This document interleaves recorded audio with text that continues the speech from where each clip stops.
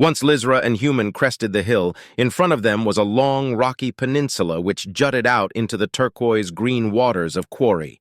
It split through the ocean like a dagger, the white foam of waves washing onto it, trying to bury it beneath the tide. Lizra hopped down from Human's shoulder and bounded down the path to a secluded black sand beach nearby. Looking out over the waters, the semicircle outline of the red giant was slowly dipping below the horizon. The water shimmered in the red light, shifting from green to a vibrant yellow in the sun's intense glare. The sounds of waves crashing ashore was all that disrupted the world around them, a tranquility undisturbed except by nature itself.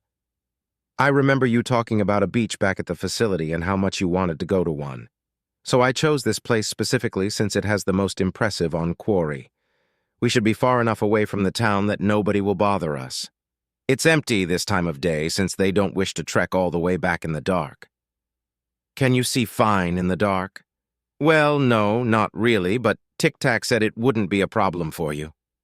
Yeah, it's not a problem, Human said, walking out onto the shore. The tiny black stones of the beach crumbled underneath him, each step transforming the rocks into a fine sandy powder. He stopped a few meters before the water, gazing out into the setting sun that was trying to escape below the waves. He set the boxes down beside him and slowly seated himself on the beach, resting his hands on his legs and watching the world from between his knees, the green wake slowly washing up and licking the edges of his boots as he sat there.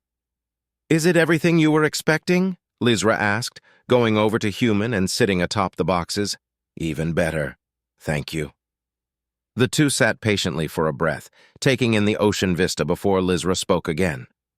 I don't think I'll ever tire of seeing things like this. Places like these are why I love the outer worlds so much. Untouched, pristine, just existing in their own little pocket of the galaxy.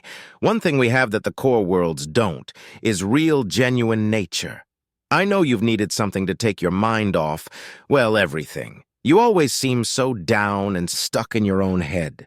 I hope this could help you clear it. Human sat quietly, watching the sea rise and lower, like a creature breathing in a slow, steady rhythm. He lifted his arms up to the base of his head before stopping, hesitating as if he was thinking something over. I think it'd be even better to see it with my own eyes. He submitted to the thought and released the clamps at the base of his helmet. A small hiss of air escaped from the edges before he pulled it off his head. Multiple wires and connectors dislodged from his ears and mouth as he let the mask fall into the sand with a heavy thud. His pale, hairless scalp a stark contrast to the pitch-black beach around them, and his sunken features told the story of someone who had seen better days. A jagged red scar ran from the side of one of his eyes to the back of his head, breaking up the symmetry of his face. He brought an armored hand up to block the light of the red star in front of him, squinting his eyes, which weren't adjusted to the newfound intensity. It's a lot brighter than I thought it would be, and everything's so quiet. He sat still as his eyes adjusted to the new environment. I don't hear it all anymore. The little things scurrying in the rocks behind us, the restless buzz of the city, the constant sound of your heartbeat. It's actually quiet for once. I didn't know you always heard those things. You get used to it if it's all you've ever known. This feels so strange, like losing one of your senses you've had since birth. Is this how it is for you? Only in places like this, away from it all. Lizra said, curling up into a little ball, enjoying the serenity of the occasion and the sun on her speckled fur. It's nice, you were right. It's different to actually feel the heat of a star on your own skin. The pair didn't say anything for a long while, taking in and appreciating the peacefulness of the moment that they were sharing. The sun was nearly set by then. Great crimson beams of light broke through the gaps of the orange clouds above, setting the sky ablaze. Lizra finally broke the silence between them. I forgive you, you know. You don't have to feel bad for what you did. You didn't know what you were doing. Human didn't reply for a short moment. A bead of water slowly emerged from his scarred eye and splashed into the rocks below. No, I knew what I was doing. It wasn't your fault. I want you to know that I don't blame you for what happened to my people. It was a long time ago. Not for me. Human replied with a whisper, closing his eyes as he looked down at the sand underneath him. I had a long time in that pod in the beginning, no way to escape my thoughts. Nothing to do except dwell on everything I did over and over, again and again. You don't know what I did, the people I hurt. I know that you're not the same person that was there all those years ago. I can tell that you are genuinely sorry for your actions, and someone who feels that kind of remorse deserves a second chance. How can you forgive me so quickly? I haven't done anything that could even remotely make up for the things I've done. Because you want to be better. That shows that deep down you were always a good person. Regardless of what you might have done, you can still make the universe a better place here and now. That's more than enough in my eyes. But it's not enough! Yelling the words as he stood up. Lizra hadn't ever heard humans speak like this before. How can that be enough? I haven't even done anything yet. It's not about what you did. It's about what you're going to do moving forward, she stated as she sat up, locking her small eyes with the creature towering above her. Whatever you may have done, you can always atone for it by doing the right thing now.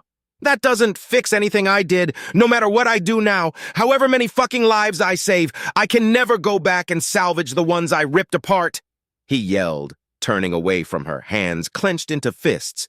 That's all I was made for after all. I wasn't made to differentiate between right and wrong, good versus evil, to think.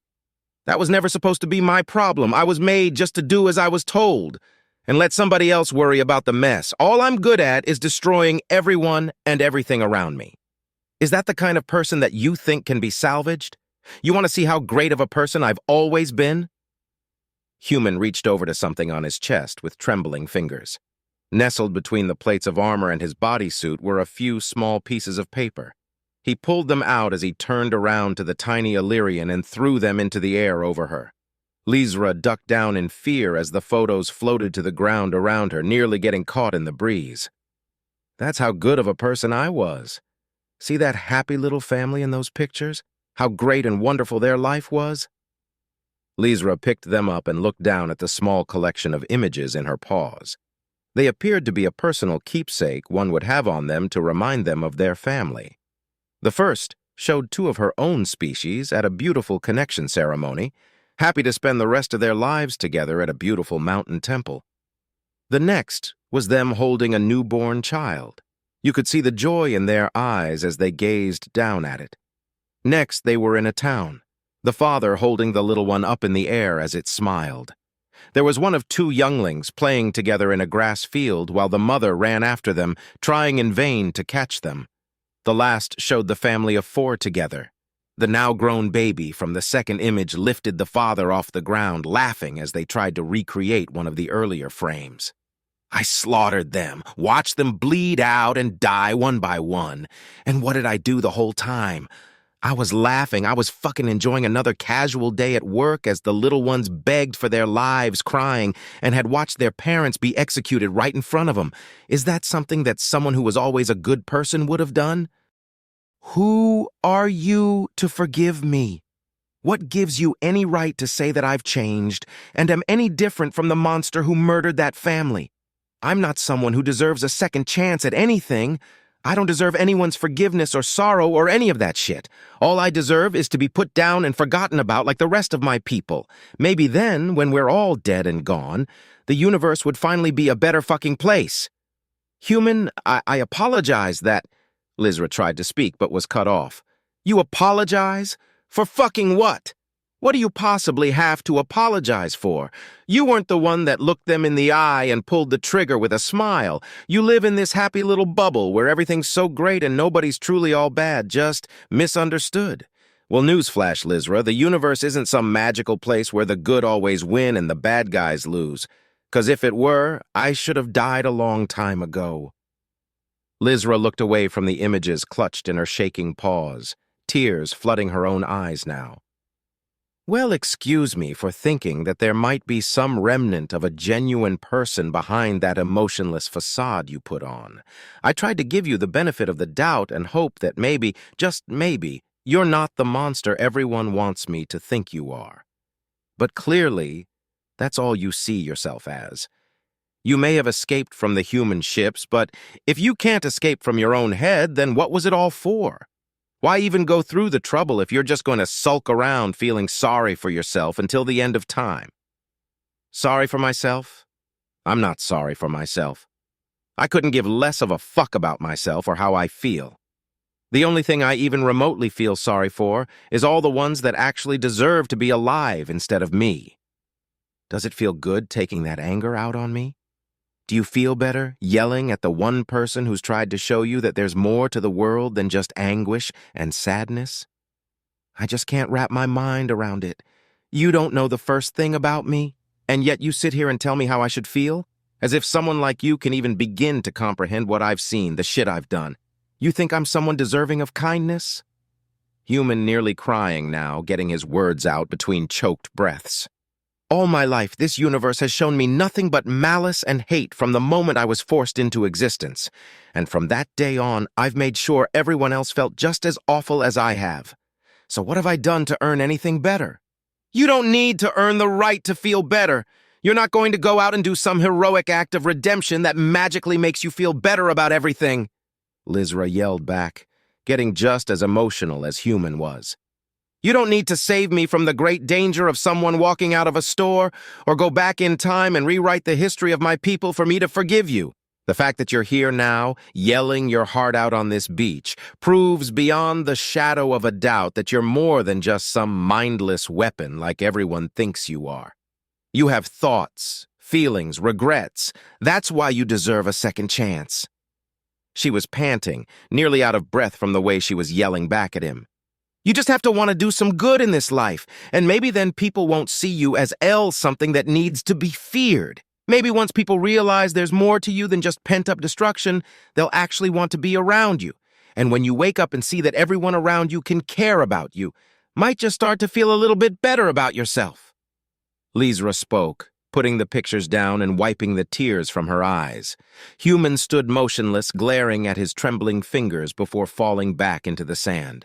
He brought up his hands to his head and yelled. There were no words behind it, but the meaning was clear to everyone there. Lizra carefully picked herself up off the box and stepped over to Human laying down on his back. She sighed, wrapping her tail around him and rested her head against his. Then he began to cry for the first time in his life.